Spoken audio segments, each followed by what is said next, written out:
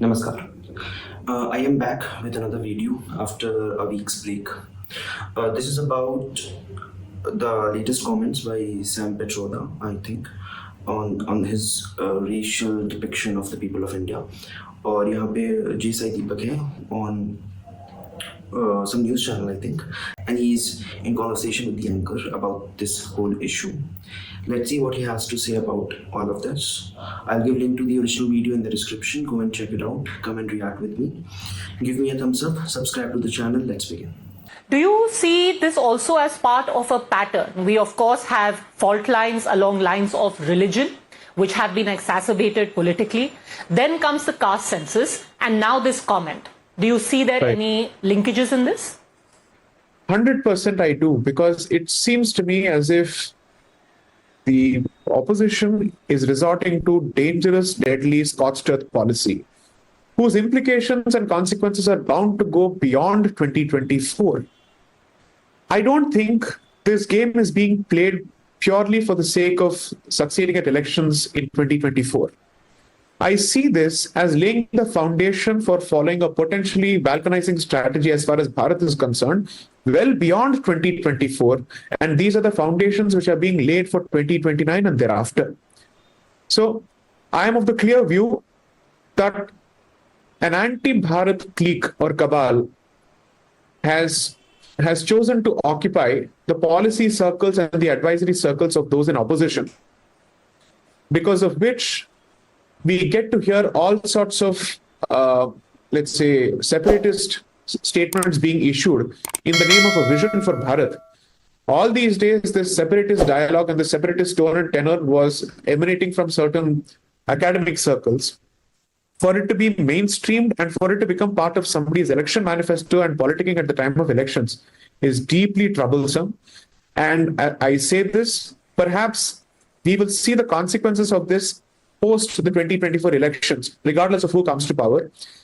And I would be concerned about somebody coming to power if they hold these kind of views. Interesting. So basically, he would be concerned about Congress coming to power because Sam Petroda basically represents the whole idea of Congress. I mean, not the whole idea, but he resonates with what the other leaders in Congress think. So this entire tactic you're saying is to only highlight the differences that we have in society, and this is happening in consonance. Do you think that if another term of Modi government is made possible, this is going to get even sharper, this effort to try and create divides in the country? Or to It happens all the time. Rahul Gandhi in the past has pressurized the current government to come up with a caste census. So that would be dividing on the basis of caste. Then when the recent state elections happened and BJP did not win anything in the south, so this point was again mentioned that the people of south are different from the people of the north. And now with this comment, he's essentially saying that every state is somewhat different in India. Like it kind of represents a whole country, like in the West, you would say. So those divisive comments have been coming and they are part of the political discourse. But I hope the people are smart enough to realize that this is just politics. highlight the divides in our country? So, Padmanaji, so the thing is, I don't believe in being a naysayer, but my reading of the situation is this. We saw activism 1.0 being activated between 2014 and 2019, which was then escalated to another different level altogether where the streets were occupied post 2019. I suspect that if the BJP comes back to power in 2024, seriously volatile times are ahead, at least for the next 2 years until 2026. Okay? And my suspicion is, or my hunch is, that if the BJP were to come back to power, and I have no idea as to who's going to come back to power, because I think until the results are out on 4th of June, it's anybody's guess. And I'm no cephalogist. But if they do come back to power, I suspect that the opposition is going to try and drag them into a war of attrition, where Bharat's very identity, its fundamental existence, will be called into question in every possible way using gender, jati, environment and whatnot. And I'm someone who certainly believes that environment is a very important aspect that every government must pay attention to. But all sorts of labels and all sorts of social justice causes will be taken up. So that Well, every election, the cause of democracy is taken up. Before every election, they say कि ये election democracy को बचाने के लिए हो रहा है. This is the last war to save democracy in the country, and then still election after elections happen, and the democracy is intact. that the government has very little time or patience to address actual issues or geopolitical challenges, and it is going to spend the better part of its time putting out fires within the country. Okay, so even if the BJP comes back to power, I don't see happy times ahead for the next 2 years. Economically, we may do well, but our energies, our conversations, our, the bulk of our mind space will be directed at identity politics of the worst possible sort. But isn't identity politics a part and parcel from the days of Mandal Commission? And again, this government has also again and again gone out of its way to say that reservations are a reality. Even Baba Saheb Ambedkar is not going to be able to do away with them. So what is the difference then if you're talking about identity politics being made front and center by the opposition? The government also does the same. They're saying we are pro-reservation, nobody can take it away, we are going to uphold it. That's an integral part of our politics. I am not going to give any political party, any mainstream. Just a refresher, Mandal Commission was a committee set up by Congress to assess the conditions of minorities or different sections of society. And according to the report, what happened is they came up with this conclusion that Muslims are backward in terms of economics, in terms of education, in terms of everything. So steps are needed to be taken to restore or to rejuvenate the conditions of Muslims in the country. Political party or even a regional political party, a free pass or a clean sheet on identity politics. Everybody indulges in it. Okay, that's the reality of Indian politics, and I think that's the global reality at this point. I'm more concerned about what the end goal of the identity politics is. If someone says that there is a civilizational identity that Bharat has always enjoyed, and the assertion, calm, confident assertion of that identity is not at loggerheads with the promise of equality to everybody else, that is one form of identity politics. The other form of identity politics is to basically say, we are fundamentally an oppressive civilization, and all that we have done is to oppress people for 5,000 years. In addition to the fact that we have never guaranteed free rights or equal rights of freedom to religious minorities, and therefore, this country must go down a path of cultural balkanization where the civilizational identity, namely the Hindu identity of this country, must suffer multiple attacks on its body, and in the name of reservation, must suffer multiple attacks on its body, and in the name of reservation or further entrenchment of reservation. Then I think these are two different brands of identity politics. Because you've touched upon Dr. Ambedkar's position on reservation.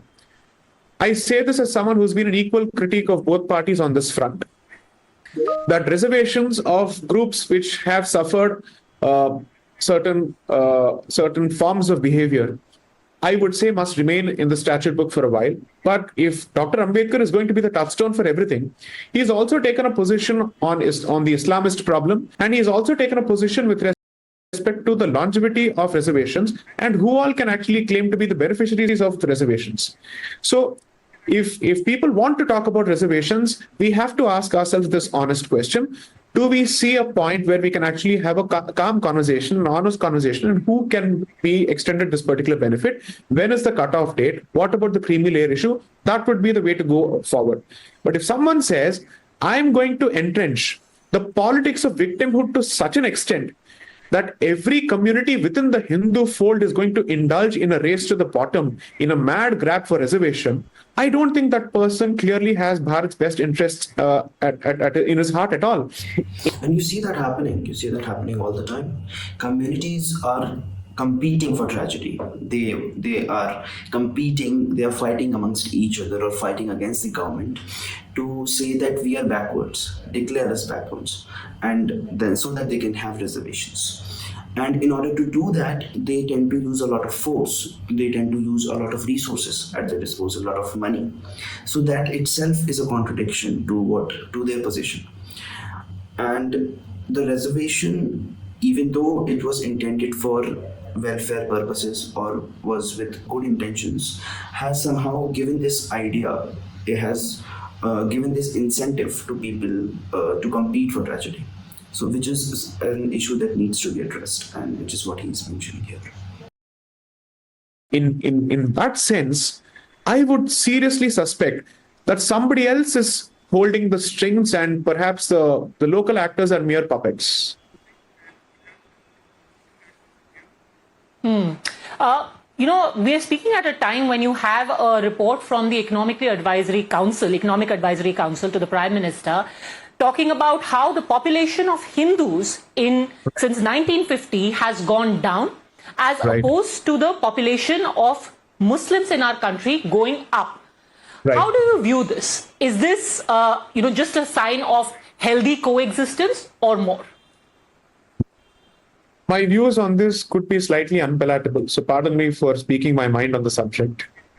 A lot of people are certainly concerned about the radical inversion of the demographic balance in border districts, both in the northeast, east, and the west. Okay, Rajasthan is seeing a heavy demographic inversion. Bihar, several districts, at least 3 districts, have seen massive demographic inversion, perhaps irreversibly so. Bengal has already suffered this for decades. Assam has suffered this for decades. At least 10 districts are out. And it's one thing for the population to explode because of higher fertility rate within the country. But if there is a massive influx of illegal migrants with support of internal players, whoever they may be, then I will certainly be concerned about it. Now, there are 2 ways of looking at this. One is an explosion or demographic inversion as a consequence of illegal migration and systematic illegal migration, racketed illegal migration. And the second is where fertility rates are different. Now, unless the government has a policy on addressing population control or fertility rates in general, the second category, frankly speaking, cannot be interfered with. But look at the representation. Hindus are represented by this orange or bhagwa color, and Muslims are represented by green. News channel wale bhi piche nahi hate to create this kind of identity or divisions. First category is the seriously problematic category.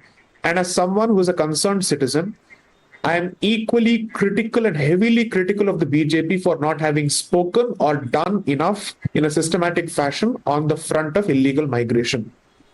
We are looking at a figure of nothing less than 5 to 5.5 crores. Okay. And that population is regularly weaponized when it comes to street warfare or urban warfare. And it becomes a convenient tool for people to say, well, it's only the Bangladeshis and Rohingyas who are responsible for this. Well, in which case, what has the state done to keep them in check, to ensure that you stem their influx in this country? And why has, let's say, the establishment not taken a much more strong or serious position on this front legally before the Supreme Court and before international fora? Because otherwise, what's going to happen is human rights is going to be used as a stick to beat the Indian state with, to constantly encourage illegal migration. Okay. And we will be told that living in such a volatile neighborhood, even Bharat has to observe an open border policy, which I don't think really bodes well for this country, given the neighborhood we live in and let's say the track record of some of our neighbors and their predecessors. So I'm of the view that if the Prime Minister's office or the BJP's establishment is serious about taking this discussion to its logical end, then I would want this conversation to continue beyond the elections as opposed to being a topic merely for the season of elections. I see this as a good sign that the government is talking about it. But what does it propose to do about it is a question. Very interesting point towards the end. कि जो illegal immigration हो रहा है, that has been compared with, say, human rights. That India should be open, India should be willing to accept illegal immigrants because that is what a moral country would do. But at the same time, when we talk about CAA, that giving citizenship to the rightful people of India, then we are certainly declared anti-human rights or anti-Muslims. So that hypocrisy should be challenged, it should be emphasized. And in addition to that, in Delhi there are like Rohingyas living, and whenever there is a riot, we see a very enthusiastic participation from that section. Now, when this point is raised that so much of disturbance is being created by these illegal immigrants, we are challenged with the argument that they are a very small population, right? They are a very small population and they cannot affect as much as you think they can. Well, the same argument was raised against Arif Muhammad Khan. He said that a certain group inside the Muslims propagate very radical ideas. So the reporter who was in front of him, Arfa Khanum Sherwani, she said that they are a very small population.